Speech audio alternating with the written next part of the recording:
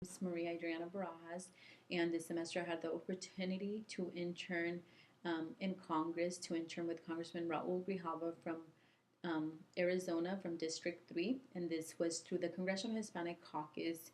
Um, but let's move on to how does a woman's political ambition differs from men? So, for the purpose of this assignment, I will focus on option one, political ambition, and the differences between men and women's political or levels of political ambition. So, according to Lawless and Fox, political ambition is the desire to acquire and hold political power through electoral means.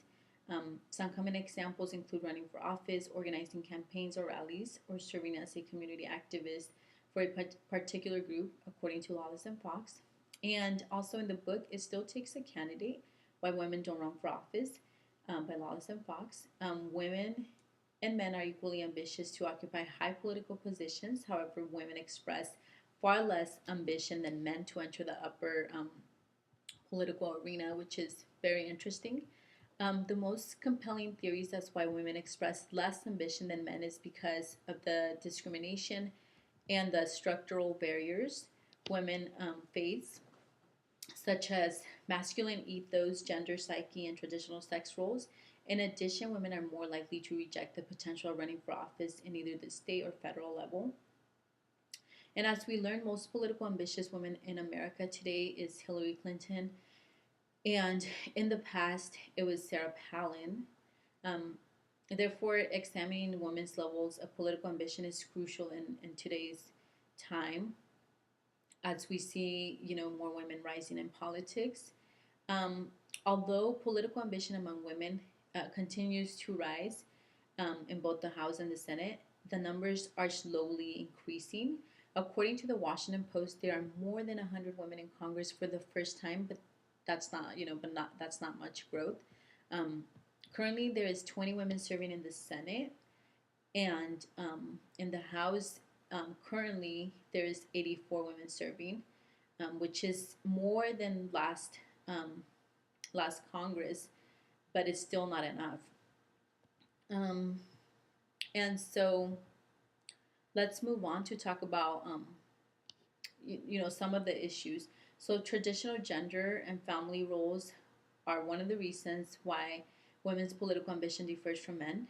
So according to Lawless and Fox, women's likelihood of receiving the suggestion to run for office from a personal source therefore significantly depresses their politics ambition and the gender gap in considering a candidacy. Also, gender stereotyping is another reason why women's political ambition differs from men. Women are expected to juggle between their professional careers and their household chores. So women are have to face between whether do I raise a family or do I choose a career, and oftentimes women choose to raise a family instead of doing both, because a lot of times they don't believe that both are an option. But how does the political gap affect public policy? There are many reasons behind the political gap that affects policy. We know discrimination plays a big role when women consider running for office. They are faced with criticism, sexism, and disapproval from the general public as well as from the media. And throughout American history, women have been debarred from professional careers that are dominated by men, specifically in politics. Um, but according to Kornbluk, women make up 15% of board directors or corporate officer positions at Fortune 500 firms, slightly less than 70% of who hold seats in Congress. And furthermore, the current gender role expectations are also contribute to the current political gap that affects public policy. Men are oftentimes encouraged to run for office or to take on a new position, compared to women who are usually discouraged to take a career in politics. I found it interesting that men are about as likely as women to consider running for local office. Um, However, when it comes to state or federal, women are significantly more often to dismiss that possibility, according to Lawless and Fox. In addition, gender psyche is another reason why women aren't making it to the top. First of all, women tend to stick with traditional gender role expectations, meaning they choose a family over a career because that's what is expected of them. But according to Lawless and Fox, women are less likely than men to believe they are qualified to run for office. In addition, women think um, women must be twice as good as men to compete evenly in the political arena. This is also according to Lawless and Fox. The thing that I find ridiculous, honestly, is that we don't believe in ourselves many times. You know, according to Lawless and Fox, women are less likely than men to think they would win if they run for office.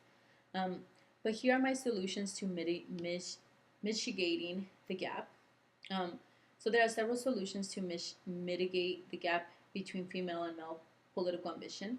Um, the first one that I would recommend is being assertive.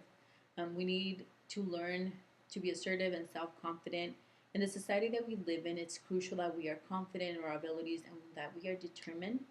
Um, when it comes to men, they tend to be more assertive and more aggressive compared to women, which ultimately those characteristics serve them as in the political sphere. So we need to be more assertive. We need to be more we need to have more self confidence. And in the article by Anne Marie Slather, "Why Women Can't Have It All," she argues that women can have it all, and that men can too. But she says that she believes that they can have it all, but not at the same time. And she says this, and I'm quoting her. She says, "But not today, not with the way America's economy and society are currently structured." And I totally disagree with her. I think that if we want to make a change and increase political ambition among women, we must believe in ourselves. We must believe that we can make it to the top as well. Um, so, as women, we can convince other people if we don't even convince ourselves. So, I think being assertive and being confident is a way to close that gap. The second solution is um, the presentation of self.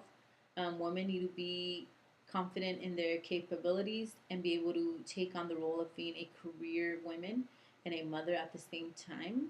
If, like I said earlier, if we doubt ourselves, we will never get anywhere. We need to stop listening to society and believe that we are capable of anything we set our minds to.